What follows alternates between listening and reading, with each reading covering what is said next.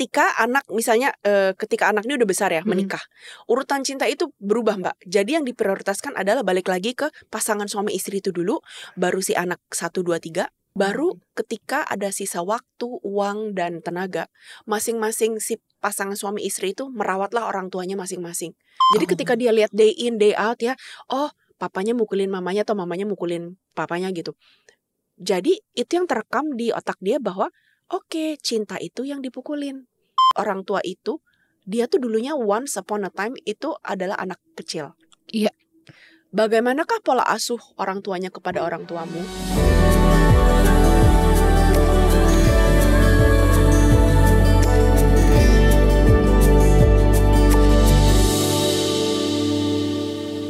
Selamat datang di Sahabat Bicara, Kak Melinda. Terima kasih. Oh my God, aku mimpi apa ya? Aku mimpi apa? I'm your fans, I'm your number one book fans gitu ya. Tapi aku mau ngaku dosa dulu sama kamu. Silakan. Karena aku baca bukunya yang kedua dulu baru yang pertama. Oh nggak apa-apa. Ini bisa baca kedua dulu baru ke satu nggak? Ya, oke. Tapi mungkin udah banyak yang tahu buku karya dari Kak Melinda Sutanto ini adalah national bestseller. Udah dicetak 5 kali, Family Constellation ini. Yang ini yang paling baru dan sudah menjadi barang langka juga ya di toko buku. Ini I Do. Ini bagus banget buat yang kalau mau menikah ya. Ini paling bagus. Harusnya waktu mau menikah aku baca dulu ini ya. Yang mau menikah, yang skeptis dengan menikah juga, itu yang benar. bosan menikah juga bisa yang bosan juga menikah ya. Yang mau menikah Sebentar, saya baca lagi.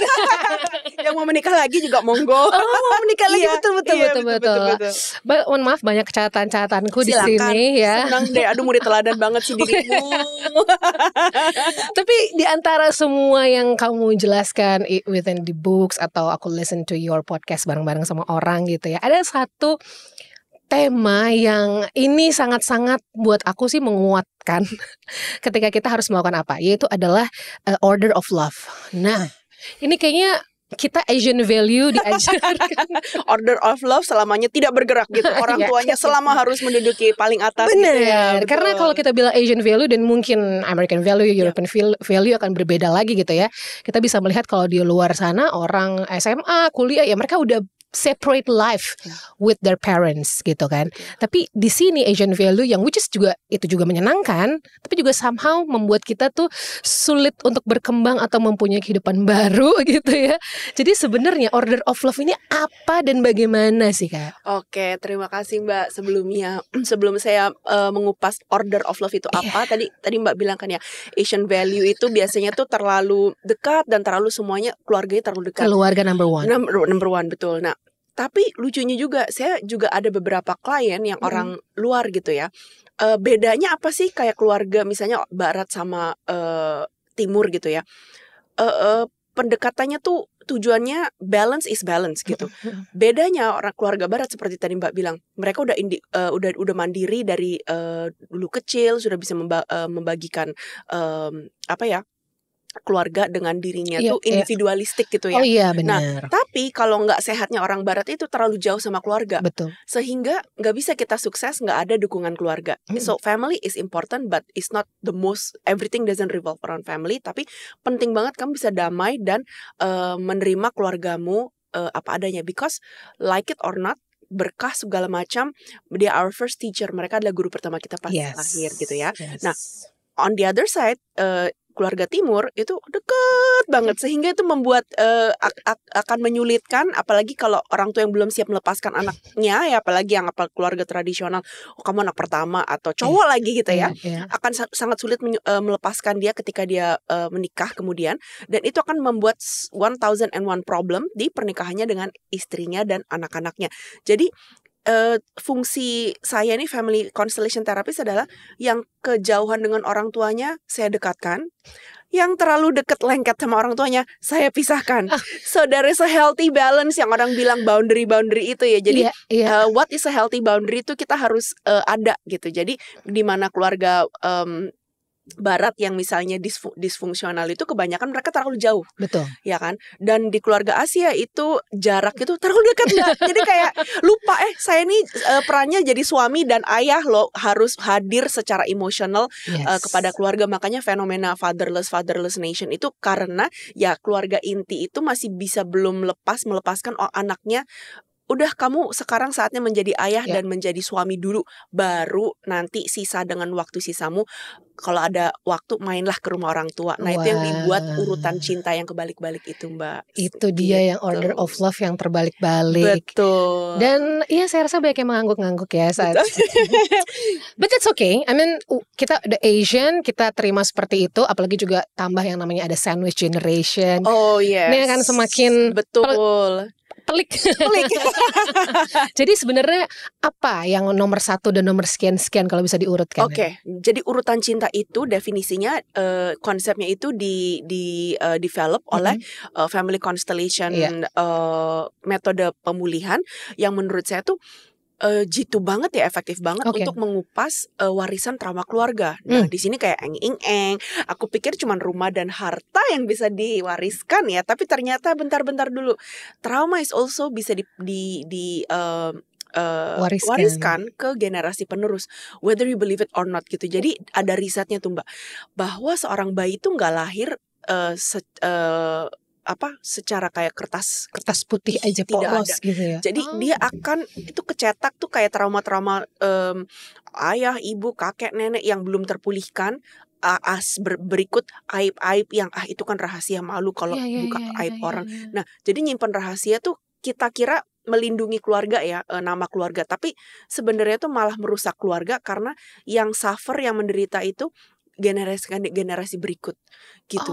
Yes, jadi ketika orang tua, kakek, nenek merasa marah, merasa sedih, ada trauma apa, tolong sembuhkan deh ke psikolog ya, dengan apapun deh pokoknya supaya karena kita masing-masing tuh membawa tanda kutip sampah emosi yang tidak kita sadar ya, itu berpengaruh banget sama generasi penerus gitu Mbak. Yang paling lengket aja misalnya kita lagi hamil, kita stres, itu ternyata berpengaruh banget ya. Berpengaruh. Apalagi langsung ya. Apalagi si bayi tidak punya mulut pada saat mengalami perasaan-perasaan itu ya.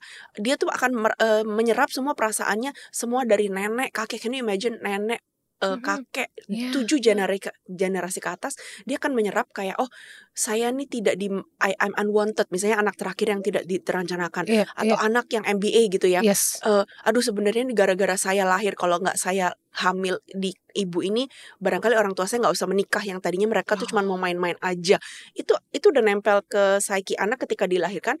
Jadi makanya saya bilang sama orang tua, jangan paksa anakmu untuk menikah gara-gara ketika MBA ya. Ketika mereka waktu itu masih saya cuma mau main-main, have fun, kecelakaan gitu ya. Sebenarnya we don't really love each other. Itu dampaknya tuh merusak banget buat kedua orang tuanya sama anaknya. Gitu. Ya if you love each other you can get married ya gitu, nggak apa-apa. Cuman itu sih banyak yang nggak dipikirkan karena terlalu fokus kepada nama baik keluarga itu Mbak. Omongan yang orang ya. Geram banget liatnya gitu, nggak ngeliatin perasaan anak-anaknya dan yang ke bawahnya seperti apa sih yang terbaik buat mereka. Belum tentu itu yang terbaik untuk nama keluarga gitu, because like it or not, kita semua manusia ya, nggak mungkin nggak bikin kesalahan gitu. Yang penting bukan jangan sampai kamu nggak bikin kesalahan, tapi belajarlah dari kesalahanmu. Betul. Jadi balik lagi Mbak ke urutan cinta. Balik lagi. Sorry ya, muter. Karena ini penting kan. Tapi harus dikasih prolog dulu. Betul, prolog. Jadi urutan cinta itu yang sehat ya, berdinamika untuk keluarga itu adalah yang didahulukan, yang disaling prioritaskan itu adalah pasangan, si suami dan istri dulu. Baru kemudian anak pertama, kedua, ketiga. That is the healthy order. Jadi siapa yang duluan bersama gitu ya. So kalau misalnya kita udah menikah punya pasangan, of course kita harus detach nih dari orang tua kita. Betul, itu ketika anak misalnya ketika anak ini udah besar ya, menikah, urutan cinta itu berubah Mbak. Jadi yang diprioritaskan adalah balik lagi ke pasangan suami istri itu dulu, baru si anak 1, 2, 3 sampai terakhir gitu ya, mencukupi semua kebutuhan keluarga kecilmu dulu. Baru ketika ada sisa waktu, uang, dan tenaga, masing-masing si pasangan suami istri itu merawatlah orang tuanya masing-masing. Saudara-saudara aja bukan tanggung jawabmu. Saudara-saudara itu tanggung jawab yang siapa Mbak? Yang melahirkannya. Tapi mohon maaf nih kan, kalau misalnya di Asian value balik lagi ya. Balik lagi ke Asian value itu, dan kita sudah biasa dengan sini dong, ini ayah lagi begini, ibu lagi begini. Kamu kok malah sama istri kamu terus, kamu nggak lihat aku begini ya, misalnya begitu. Betul. Nah itu justru aku bilang lagi, itu salah besar ketika orang gini. dampaknya tuh kayak apa ya, domino gitu Mbak. Iya, iya. Jadi pertama ketika orang sebuah pasangan menikah, dia lupa tanpa cintanya kita mupukin cinta Iya, ini, iya.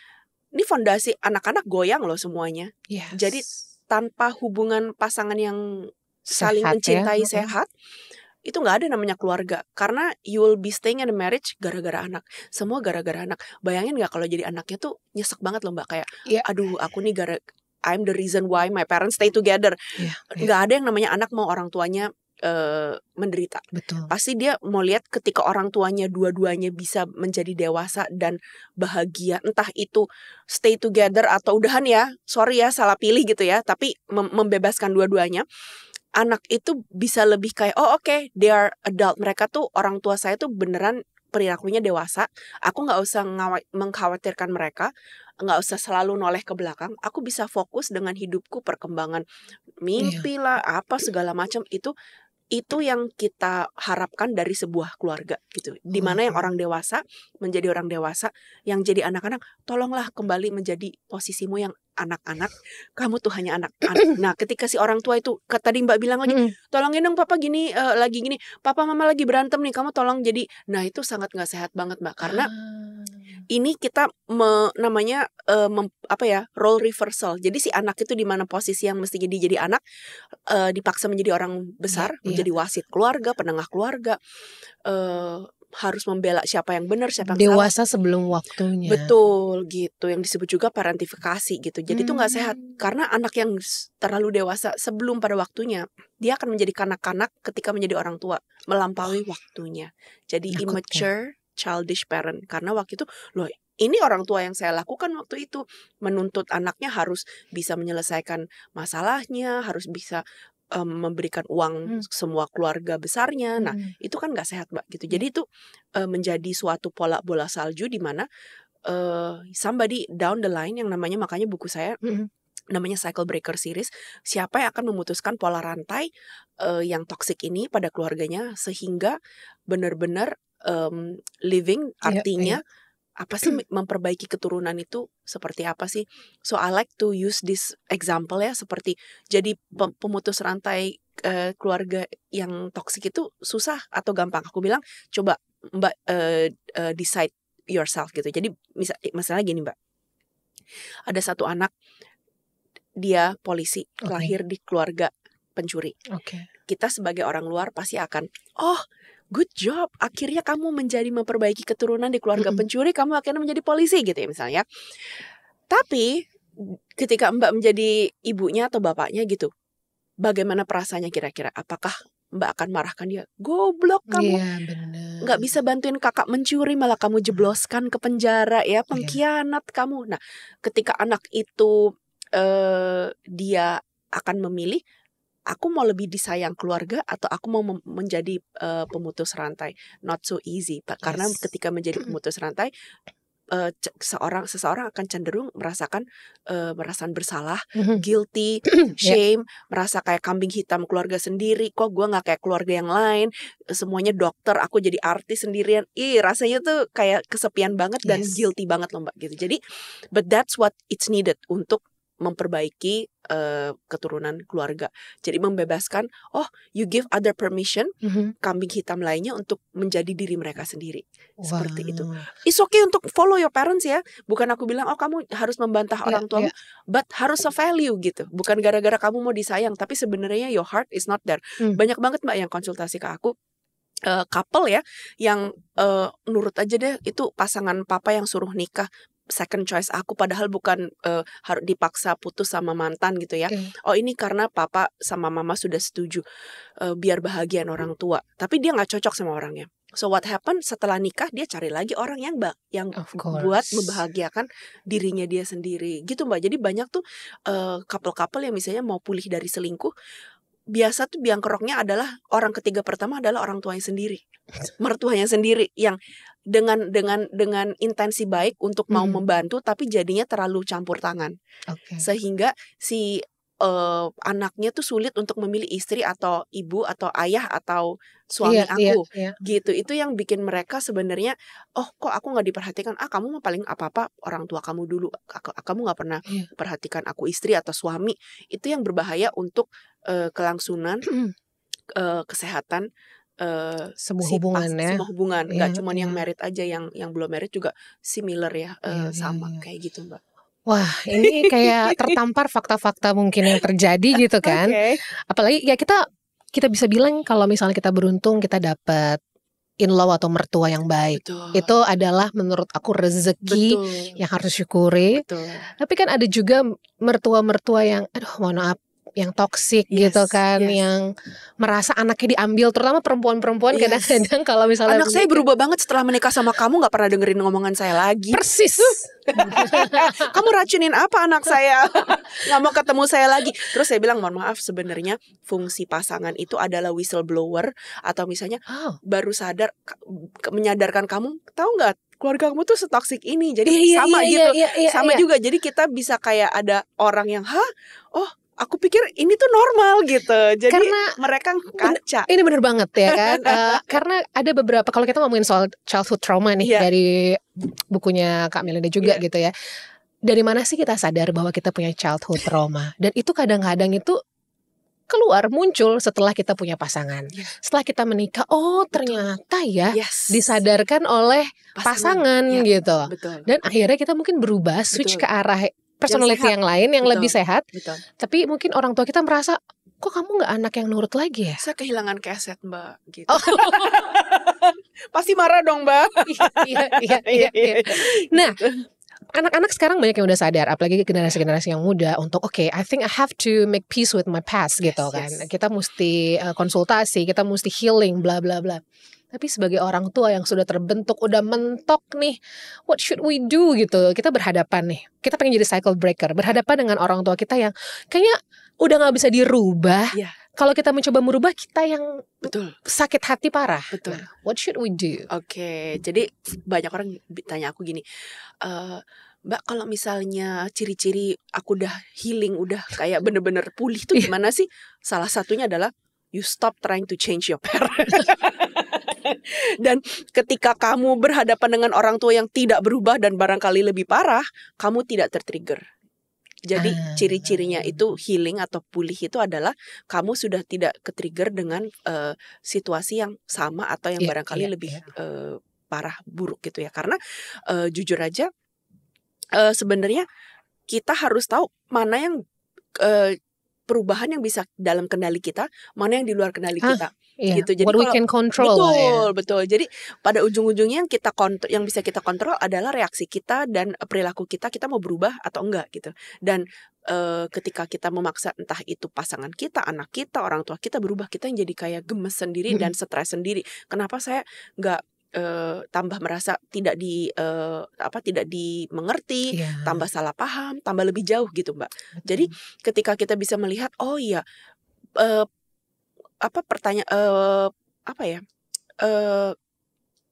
hal pertama yang harus dilakukan adalah bukan untuk nge-bypass, udah kamu ngertiin aja orang tua kamu, kamu terima kasih aja sama orang tua kamu. Yes, we do gitu. Tapi kenapa aku menjadi family constellation therapist itu?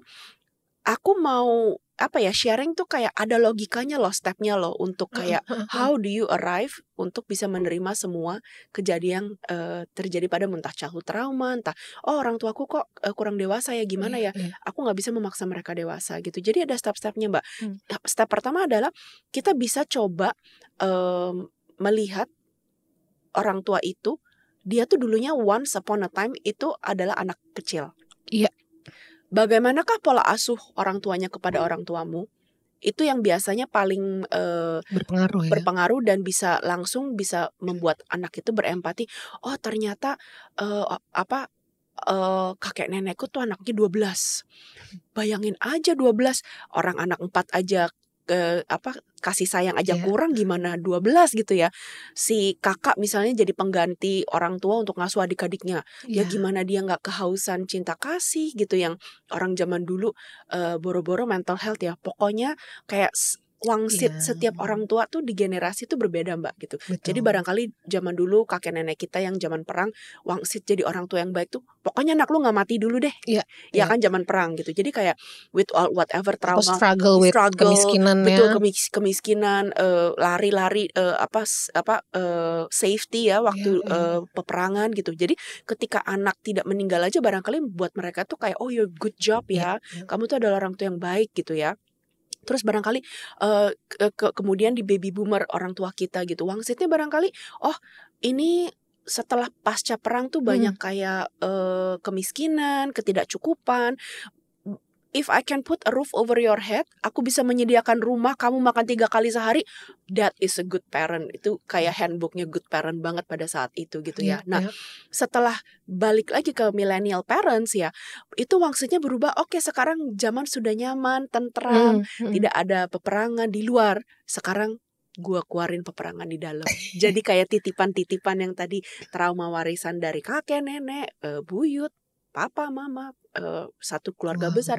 Itu kayak bagi-bagi ya adik nanti ada apanya, kakak ada apanya, gue ada apanya gitu yang dikeluarkan untuk bantuin kayak satu-satu untuk memulihkan agar itu tidak diberikan ke generasi penerus gitu Mbak. Jadi kita harus melihat dari lensa good parenting tuh apa di setiap generasi tuh beda loh gitu. Jadi aku selalu bilang sama murid-muridku, pasien-pasienku, your parents doesn't know best because you doesn't know best either, but they love best.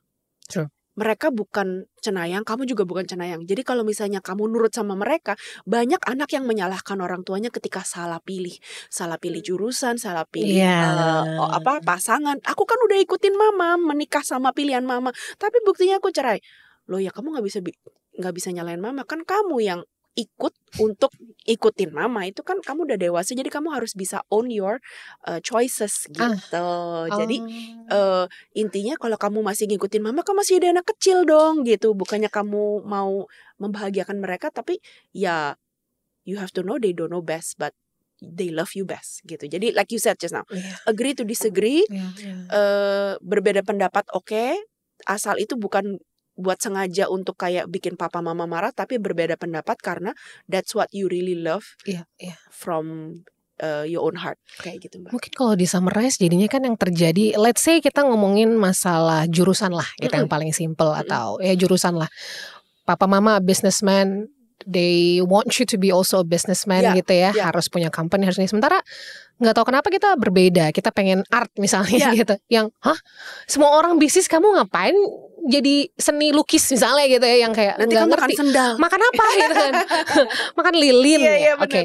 Dan pada saat akhirnya kita mencoba menyampaikan pendapat itu, akan ada berbenturan yang parah. Sometimes dalam perbenturan itu akan ada kata-kata yang saling menyakiti nih Mbak. Either kita yang menyakiti orang tua atau orang tua yang menyakiti kita. Biasa both.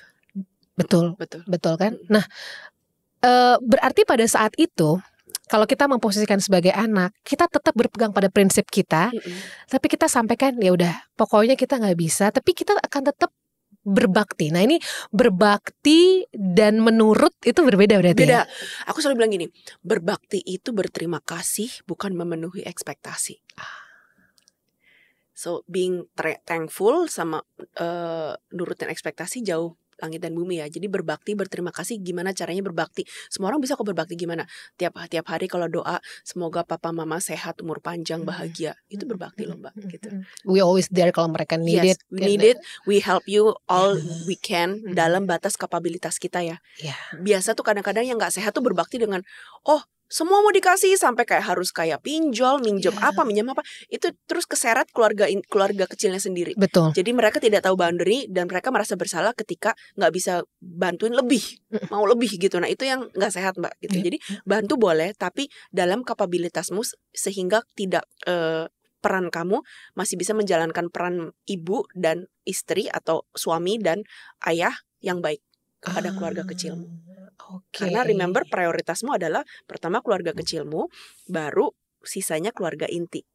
Gitu. Jadi jangan ditukar ya. Betul. Ketika sudah menikah, ya itu. Kalau di semua kitab-kitab agama juga pasti ada lah ya. Kalau udah menjadi satu ya kita harus dahulukan pasangan. Nah ini ada juga nih yang kadang-kadang mendahulukan anak dari pasangan. Itu juga salah. melanggar urutan cinta juga, karena sebenarnya urutan anak adalah misalnya kalau kamu yang anak sulung, posisinya nomor 3 bukan 2. Ayah dulu, ibu dulu, anak sulung, anak kedua, anak bungsu. Kadang-kadang yang paling bungsu kan paling disayang nih. Iya. Mungkin anak yang paling masih kecil, masih lucu. Betul. Si Biasanya kakak jadi abandon. Betul. Jadi ada kayak urutan cinta itu terlanggar ketika si ibu atau ayah kayak lebih sayang sama anaknya daripada istrinya. Iya. Atau misalnya fokus apa-apa anak-anak dulu gitu ya. Jadi mau gak mau nggak ada salah satu pasangan yang terbelakangin atau udah deh kamu taking for granted, udah kamu kan udah kayak orang dewasa, kamu bisa take care, terus terabaikan tuh hubungan yang nomor date night. Kita kan udah kawin, game over, apaan sih date night, udah nggak usah kayak gitu-gituan lebay gitu kan. Nah justru yang kayak gitu-gitu harus kita perhatiin, little things gitu kan, kayak it doesn't have to be grand, kayak beliin bunga, beliin makan. It can be like beli makanan yang kesukaan on the way to work, jajanan, nasi goreng tek-tek, WhatsAppan, lunch break, atau kirim-kiriman reels seperti itu. You know, a sign of connection seperti itu terbangun, tetap harus dijaga antara si pasangan itu. Jadi aku selalu bilang, sebelum itu pasangan kuat, jangan pikir untuk punya anak ke-1, ke-2, ke-3, karena itu akan worse. 3 threatens 2. Jadi kalau 2-nya belum klop, ada 3, ada 4, itu anak 1, 2, 3 itu akan sangat membahayakan hubungan fondasi si pasangan ini. Gitu kira-kira. Jadi kalau ada yang bilang kayak anak itu adalah perekat dalam satu hubungan, it could be yes, it could be no dong berarti. It could be double, triple no. Gitu ya ternyata ya. Jadi kita harus firm dulu, berarti pacaran dengan waktu yang cukup itu penting dong. Penting dan iya dan enggak. Saya ada satu kasus, dia udah pacaran 7 tahun ya. Padahal pertama kali pacaran salah satu pasangan udah bilang, aku nih keluargaku nanti ada permintaan seperti ini loh ya. Kalau kamu nggak bisa mending kita jangan pacaran, don't waste my time. Pintar kan, aku bilang that is smart. Nah pada waktu pacaran si cowok itu udah iya oke, nggak apa-apa, no problem ya. Jalan dong 7 tahun. Setelah udah kita nih kayaknya udah serius mau nikah. Terus habis itu ditanya lagi, ingat gak yang saya ada permintaan dari keluarga saya harus kamu iniin. Terus si mama cowok ini bilang nggak mau. Itu kayak merasa kayak terhina. Padahal menurut aku oke gitu ya normal, karena si mama cowok ini campur tangan. Jadi ada cowoknya itu jadi sekarang mau dengerin mama atau mau dengerin sama calon istri. Akhirnya dia pilih dengerin mama dong. Bye-bye. Itu 7 tahun lewat begitu saja Mbak. Padahal kurang apa ya pacaran 7 tahun dan udah klop, saling klop gitu. Jadi kadang-kadang yang jadi orang tua harus tahu dan kirain tuh apa ya, anak punya jalan hidupnya sendiri, kamu punya jalan hidupnya sendiri. Nah kadang itu terbelitan atau problem tuh terjadi ketika si anak terlalu campur tangan kepada orang tua juga, si orang tua juga terlalu campur tangan untuk anaknya, mau menyelamatkan anaknya. Nah, tapi bisa dikasih saran, tapi ketika kamu sudah melarang atau enggak, pokoknya nggak boleh gitu ya, itu kamu sudah salah di situ, entah dari posisi anak atau orang tua, gitu. Jadi kita harus menghormati, biarpun ya aku tahu nih kamu kalau jalan kamu kejeduk tembok, aku nggak setuju dengan pasanganmu ini, pilihanmu, tapi aku bilang setidaknya orang tua yang sehat itu, nih ya mama kasih saran. Udah warn ya. Iya, mama kasih saran ya, karena tugas orang tua adalah kasih saran. Tapi kalau pilihanmu mau terusin aja, ya mama kasih doa restunya. Kalau misalnya amit-amit kenapa-napa, you can always come back home to me. That's hard to do sometimes. That is you the always ideal. Come back home to me. Ya, jadi kayak kalau misalnya ada apa-apa, rumah ini akan selalu terbuka untuk kamu. Jadi membuat si anak itu memberikan psychological safety bahwa dia nggak takut atau gengsi nanti kalau dia salah pilih, tuh kan, aduh aku males banget nanti sama mama sama papa ditukan-tukanin gitu kan. Benar. Nah jadi orang tua yang membedakan orang tua dewasa atau enggak tuh seperti itu. Dan banyak banget gara-gara sesimpel perbedaan agama terus nggak jadi nikah atau sulit nikah gitu ya. Dan menahan doa restu itu sangat no banget di family constellation therapy, karena family constellation ada satu ilmu yang bilang kamu tidak boleh mengucilkan siapapun di dalam keluargamu. Ketika kita menahan doa restu, you just exclude your future menantu. Dan itu dampaknya, believe it or not, bisa membuat salah satu yang aku udah lihat observasi adalah si menantu itu susah hamil, atau ketika hamil gugur. Kok bisa, apa hubungannya dengan penahanan doa restu dan keguguran gitu ya? Karena si anak itu tadi kan bilang dia udah merasa, oh belum apa-apa ibuku sudah dikucilkan di keluarga ini. Ya udah deh, kasihan ya ibu aku yuk aku kucilin bareng-bareng mama biar kita dikucilkan bareng-bareng. Keguguran atau misalnya susah hamil, anaknya nggak mau datang karena nggak mau datang itu adalah salah satu bentuk pengucilan. Wow. Sedalam itu. Ternyata bisa seperti itu, believe it or not. Yes. Ya, wow. Jadi ada orang tua yang dewasa itu penting ya, karena gini ya, menjadi orang tua it's so hard. It's hard. There is no manual book. Yes. Kita belajar dari kegagalan kita. Betul. Gitu, dan meregulasi emosi juga sangat penting untuk menjadi orang tua. Tapi ada satu, mungkin bisa di search ya, satu puisinya Khalil Gibran judulnya Anakku Bukanlah Anakku. That is so beautiful. Yes, very beautiful. Dimana anakku itu lahir dari aku tapi bukan milikku. Correct. Ya kan? Yes. Jadi they will have their own life. Yes. Apalagi ketika sudah dewasa ya, terutama ketika sudah mau menikah. Jadi buatlah kita menjadi orang tua yang dewasa dengan cara apa aja, kira-kira supaya reminder juga untuk menjadi orang tua yang dewasa. Orang tua yang dewasa ya, aku selalu bilang ini, sebelum menikah atau sebelum menjadi orang tua, kamu harus bisa menjadi anak yang baik. Oke. Anak yang baik bukan berarti kamu dengerin nurut semua perkataan Tadi ingat orang tua tadi ya. Berbakti dan apa tadi? Berbakti itu berterima kasih, bukan memenuhi ekspektasi. Iya, oke. Gitu. Jadi menjadi anak yang baik itu versinya beda ya. Jadi sebelum menjadi orang tua yang baik, kamu harus menjadi anak yang baik bagi orang tuamu. Nah, definisi anak yang baik secara dinamika yang sehat itu seperti apa sih? 1, kamu jangan superhero syndrome. Biasa banyak anak tuh yang mau menolongin, menyelamatkan orang tuanya, hubungan orang tuanya, jadi psikolog orang tuanya, jadi wasit orang tuanya. Nah itu udah salah, karena kamu bukan menempati posisi anak yang kecil, kamu menjadi lebih besar daripada orang tuamu yang menyelamatkan orang tuamu. Orang seperti itu, anak seperti itu tidak ada waktu dan tidak ada dia tidak akan hadir sepenuhnya untuk keluarga kecilnya. Maybe sosoknya ya, fisiknya, tapi emotionally masih attached ke keluarga intinya. Oh, okay. That's problematic gitu ya. Jadi fatherless, husbandless gitu. Semua masih memprioritaskan keluarga intinya dulu gitu. Nah, terus kedua, anak yang baik itu adalah ini kesannya kayak beneran gitu. Jadi ketika orang tua kamu berantem, kamu nggak membela siapa-siapa.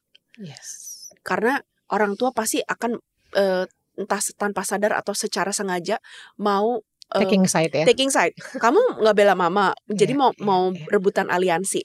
Tuh papa kamu jahatin aku di. Nah, mereka nggak komplain, nggak ngomong langsung dengan orangnya, tapi lewat kayak anak.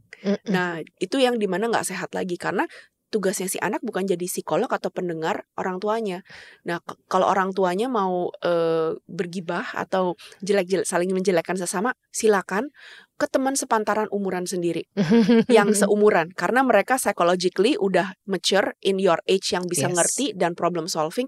Oh, aku nggak tahu problem ini, ya kamu kesini deh, ke psikolog sini, ke terapis sini gitu, atau even better ke terapis atau ke psikolog untuk kayak unek-uneknya dikeluarin sehingga dikasih saran yang sehat gitu. Jadi kalau kita ngomongin ke anak, si anak itu akan merasa, loh saya ini yang lebih kecil loh, dan nggak fair. Aku nggak mau memilih antara harus pilih papa atau mama, because I love both. Yeah. Dan tugas anak di family constellation itu yang tersehat adalah si anak ini harus menyayangi kedua orang tuanya sama banyaknya. I see. Gitu. Jadi kalau misalnya tidak berfungsi, dysfunctional family, ayahnya misalnya ya kita bilang aja nggak pernah di rumah, suka mukulin, atau mungkin ibunya juga. Ini nggak cuma ayah yang jahat ya, sometimes banyak juga wanita yang dysfunctional kan.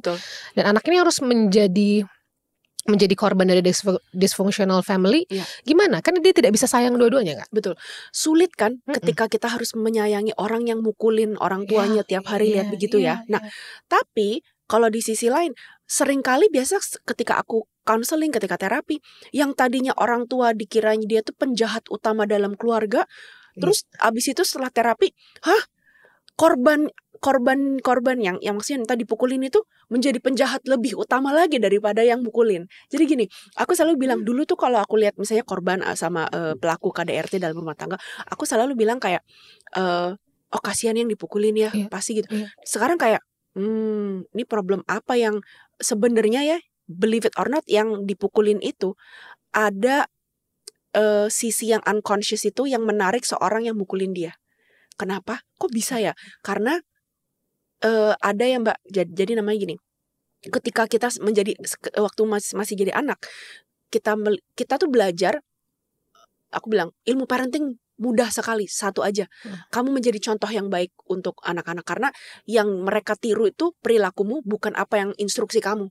Jadi ketika dia lihat day in day out ya, oh papanya mukulin mamanya atau mamanya mukulin papanya gitu, jadi itu yang terekam di otak dia bahwa oke, cinta itu yang dipukulin.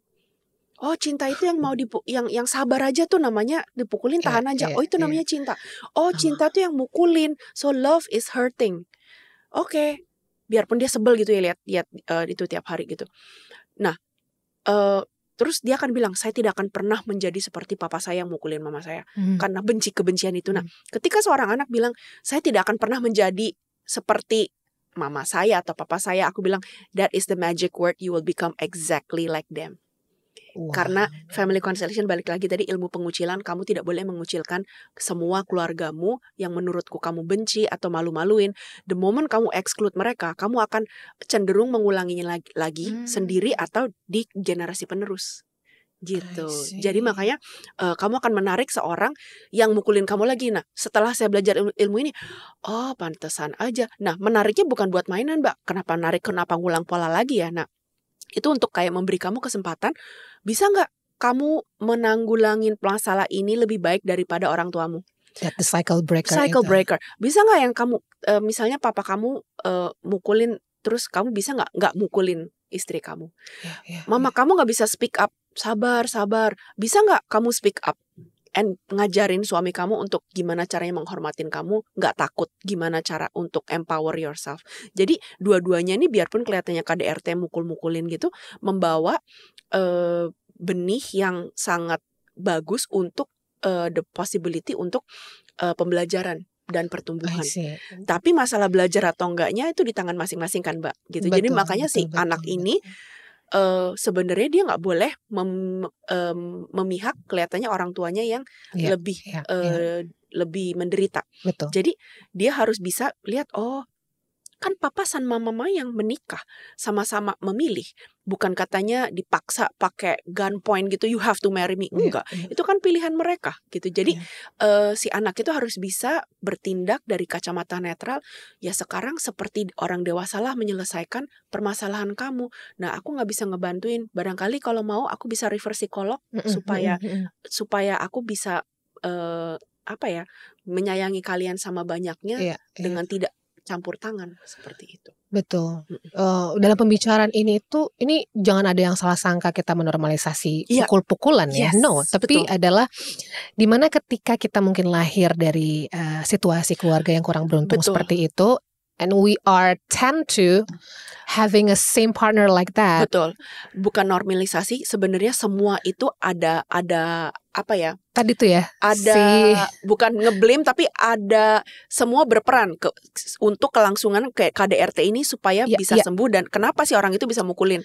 Jadi satu, menjadi orang tua yang biasa KDRT bilang sama menantu, sabarin aja sama anak saya. Itu kan berarti kan dia the mom actually it's okay to beat your wife, karena I will ask your wife untuk bersabar. Nah sebenarnya yang baik kan itu kamu harus marahin anaknya, kamu nggak boleh begitu sama apa-apaan sama istri. Jadi seorang ibu harus bisa mengajarkan anaknya bagaimana memperlakukan istrinya. Itu kelalaian ibu sekali ketika dia kayak yang malah membujuk istrinya untuk sabar ya kamu anak saya, itu salah juga. Jadi itu aku lihat KDRT itu bukan salahnya si dia, salah orang tuanya yang kenapa mengokekan perilaku seperti itu gitu. Karena si istri itu adalah penerima kedua loh. Dia dulu bukan tiba-tiba menikah terus kayak seperti menjadi seperti itu gitu. Terus kedua, orang di sampingnya ketika si satpam, si tetangga lihat, oh jangan ikut campur, itu urusan keluarga, rumah tangga. Iya, Nah, iya. ketika kita tidak melaporkan seperti itu, kita juga menjadi accomplice ya. Jadi kayak bantuin si KDRT itu untuk menyelesaikannya sendiri. Dia nggak bisa menyelesaikan sendiri kalau apa ya, dibantu untuk ya dilaporkan atau ada kayak peringatan supaya tidak berkelakuan seperti itu lagi. Jadi everybody tuh ada berperan untuk kejadian ini. Iya, betul, Kenapa dia betul. misalnya menjadi KDRT? Barangkali laki-laki, stigma laki-laki, kamu harus kuat, gak boleh menangis. Bayangin kalau dia begitu frustasi, begitu banyak sampah dari orang tuanya dan generasi yang dia simpan, tapi dia diajarkan dari kecil untuk tidak menangis, ya Stressfulnya stressfulnya keluar ya. bisa keluar as easy as seperti bullying di sekolah. Betul, betul. Jadi apa ya, dia tidak tahu meregulasi emosi, yang tahu pokoknya ngeluarin emosi deh gitu, gampang terpicu, tonjok, gampang ini. Nah, Benar. itu that's the birth of somebody yang violent seperti itu, karena ya itu tadi banyak faktor-faktor yang Betul.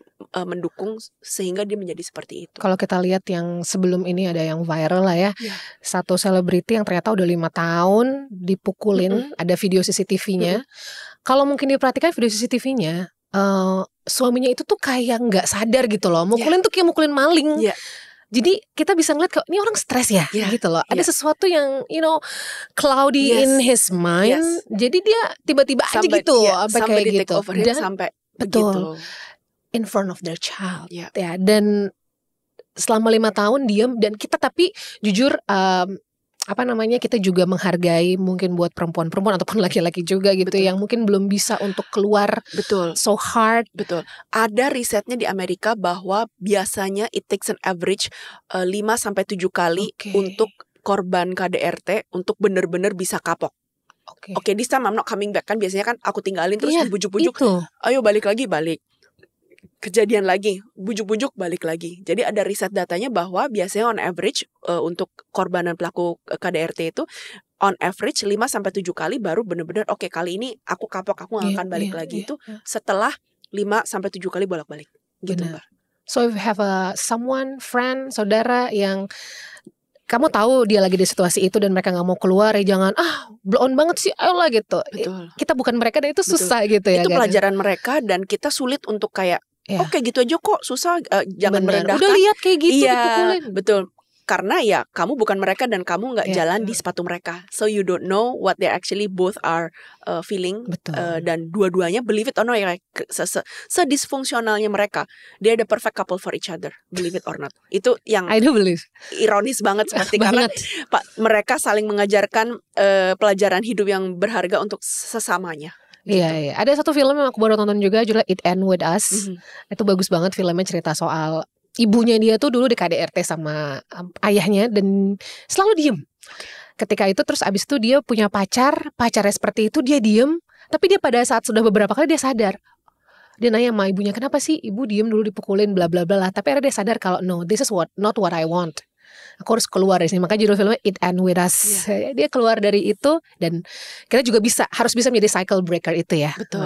Wow. Berarti ini nyambung ke sebelum menikah harus ada dong premarital to do list yang kayak di sini ya kan. Soalnya kadang kalau kita lagi pacaran kan cuma nonton musik, bukan ngamar, salah. Test drive Mbak sebelum kawin.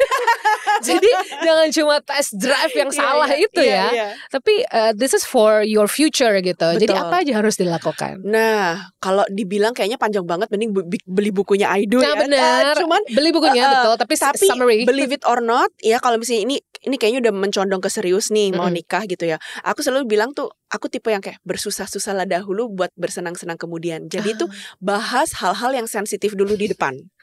Keuangan. Aduh, ya lagi enak-enak. gitu, kayak enak-enak. Ngapain sih ngomong sensitif? Ntar gue ngomongin kayak keuangan, kirain matre. Terus nanti batal gitu. Jadi kita tuh takut kayak batal. Jadi udah deh, nanti yang kayak sensitif-sensitif dibahas setelah menikah. Tapi too late barangkali. Benar. Gitu. Jadi dibahas di depan ya kan, menjadi oke, yuk kita nih setelah nikah mau tinggal di mana gitu kan. Penting tuh ya. Penting banget gitu. Terus buka-bukaan gak cuma buka hati doang, tapi buka rekening. Gimana, kamu ada utangnya berapa?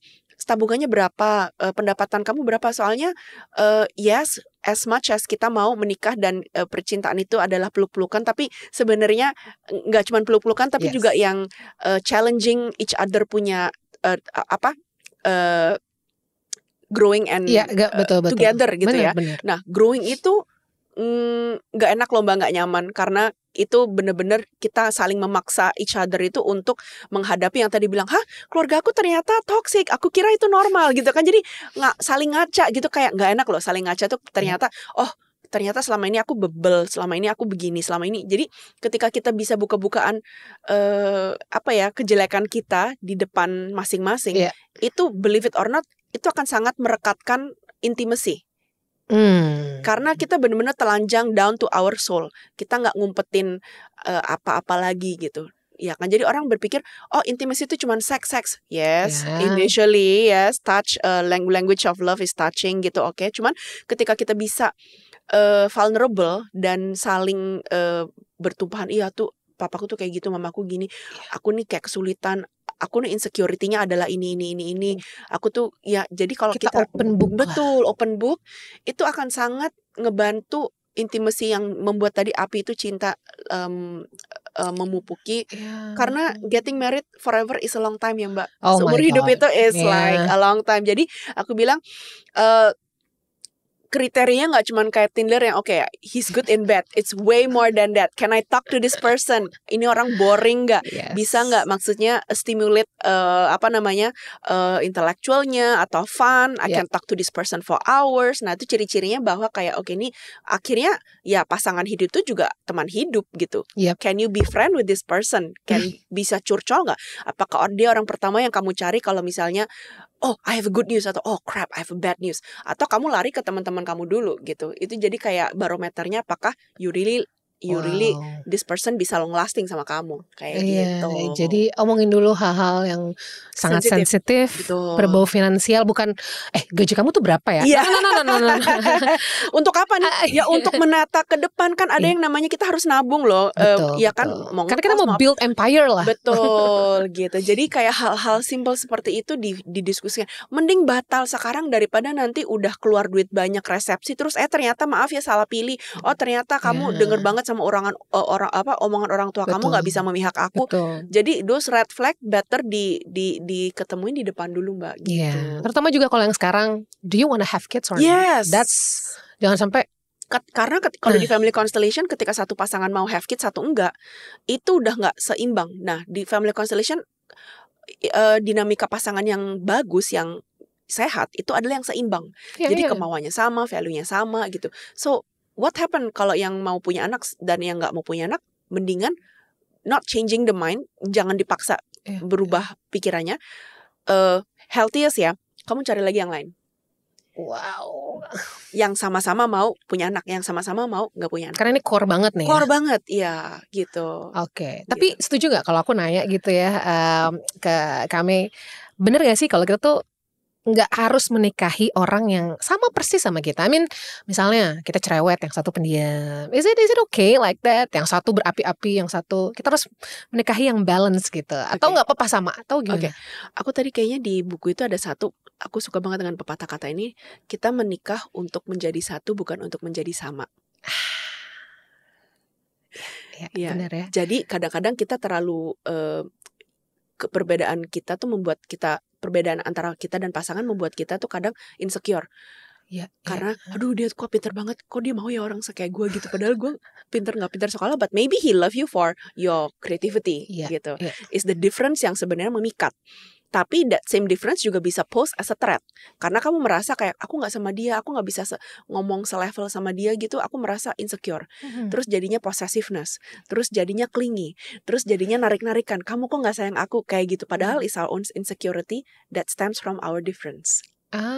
Padahal harusnya differences itu misalnya kamu merasa can be good, pasangan kamu pinter, aku harus keep up, aku harus banyak lagi belajar. Bisa, kita bisa ya kan? Tapi dengan caramu. Kamu kalau nggak suka belajar, dipaksa belajar nggak mungkin bisa. Bener. Iya kan? Barangkali dia sukanya aku nggak tahu lah hiking, nature gitu. Kamu sukanya masak, orang rumahan, nggak suka outdoor gitu. Kalau kamu paksain suka apa yang dia suka gitu.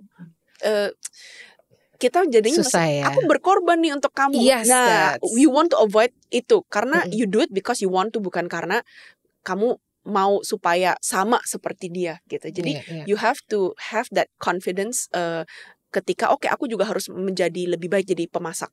Jadi naiknya tuh di betul. hal yang kamu love doing it Yes, gitu. yes. Karena marriage itu ada long run ya, ibaratnya maraton ya. Long run. Jadi harus ada trik-triknya gitu loh. Betul. Ya Nah, kan? lucunya trik satu ini yang sangat menurut aku wow, itu mind blowing banget ya. Oke. Yang nggak expect gitu ya.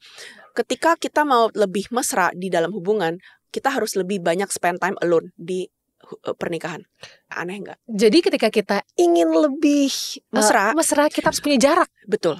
Iya, Jarak iya, itu bukan berarti kayak sengaja, tapi jaraknya apa? Doing things that you love. Iya. Misalnya kamu sekolah Me time lagi, kita. me time, kamu sekolah lagi, dia kayak kursus Oke. lagi atau kemana. Tapi of course dengan maturity ya, tidak Betul. mengabuse alone time itu dipakai untuk selingkuh atau gimana gitu, enggak ya. Beda guys. Alone time bener-bener each of you adalah sebelum kalian menjadi pasangan tuh both of you are individual Yeah. with different needs, Yeah. different happiness, ya kan? So only you know what that happiness is. You fill up that cup Yes, sehingga when you come together lagi cangkir kalian penuh.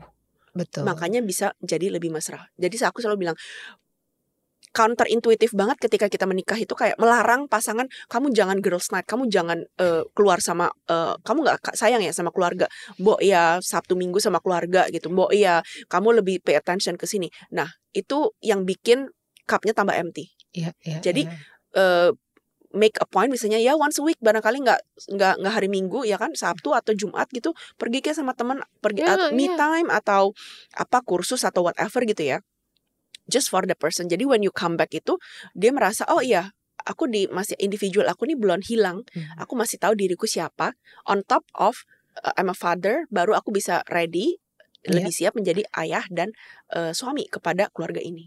Gitu. Karena sejatinya kita adalah pribadi yang berbeda dan kita berkolaborasi bareng-bareng dalam hidup. Jangan gitu. sampai ngorbanin kayak hobi kamu, kesenangan kamu gara-gara oh ya kan harus family first.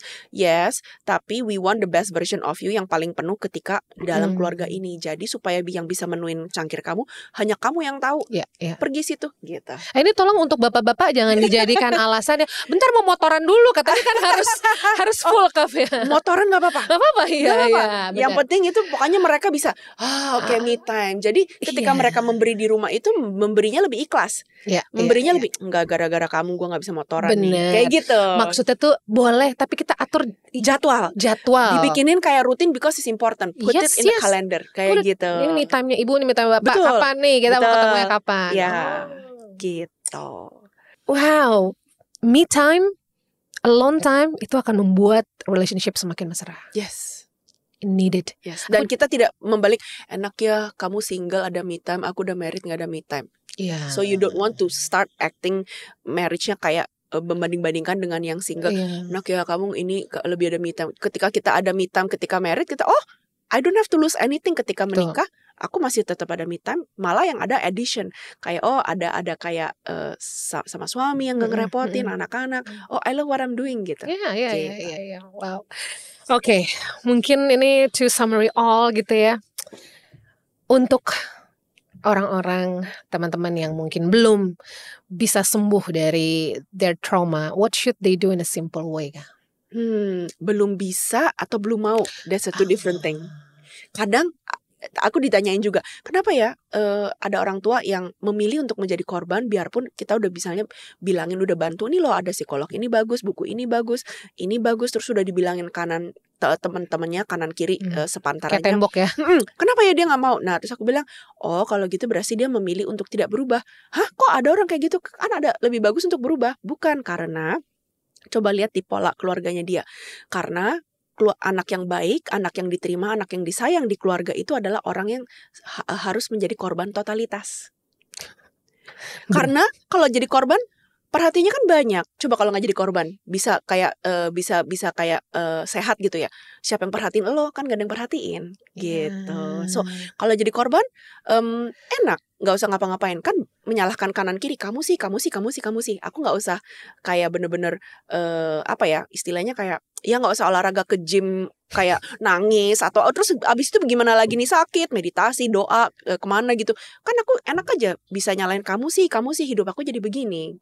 It's a passive state gitu, which is easier sometimes gitu. Jadi kayak ngapain aku berubah, enaknya nyalain orang daripada kayak take responsibility buat aku ini yang bisa pulih ini loh gitu. Kita Jadi harus take action berarti gitu. Terus yang ketiga, dia tanpa sadar menjadi tidak dia merasa mengkhianati keluarganya, di mana sebelumnya tuh banyak korban di atas. Jadi ketika dia menjadi survivor atau misalnya dia bisa menjadi lebih sehat, itu rasanya bersalah. Kok lancang ya saya menjadi anak yang bisa bahagia di atas penderitaan orang tua dan kakek nenek moyang saya yang banyak berkorbannya seperti itu. Itu yang secara tidak sadar di alam bawah sadar. Jadi that is why kadang-kadang why is it so hard sih orang tuh lebih memilih menjadi korban gitu, Mbak. Betul. Tapi mudah-mudahan makanya beli bukunya ya.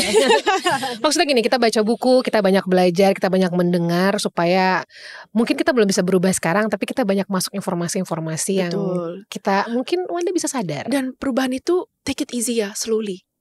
Karena ini seperti maraton, seperti hidup tadi seperti maraton. Aku bilang jangan sampai burn out. Aku bilang pemulihan ini seperti mandi tiap hari. Oh, jadi pemulihan sama orang tua itu gak perlu langsung oke, Ma, aku tuh udah terima ya, Mama gini-gini 1 hari selesai. Enggak ya? But you don't feel authentic, sama aja bohong dong gitu. Jadi take like a marathon, take it easy. Ya bisanya tahun ini ngupas 1 atau 2, go ahead. Tapi udah slow but sure. Tahun depan 1 lagi gitu. Daripada brok gitu 10 terus nggak terselesaikan gitu, itu akan sangat memberatkan gitu. Karena healing journey itu aku bilang seperti mandi gitu. Jadi jangan kira kan aku udah healing, seperti bilang aku kan udah mandi kemarin, hari ini nggak usah mandi lagi, kan nggak gitu juga, Mbak. Iya. Oke. Aduh, seru banget ya. Mungkin 2 hari harusnya ngobrol sama kamu. Thank you so much for all the books. Semoga terus membuat buku-buku yang membuat kita lebih berdaya lagi gitu. And for all of you, mungkin buat semuanya yang masih struggle dengan childhood trauma atau juga dengan pasangan, that's okay. Take a baby step dalam masa penyembuhan dan pemulihan ini. Be gentle with you juga. Yes, be gentle with you. Karena yang terpenting adalah you and yourself. Betul. Itu ya. Because bukan family yang matter, tapi you and family matter. You first and then family. Yes. Thank you so much. Thank you.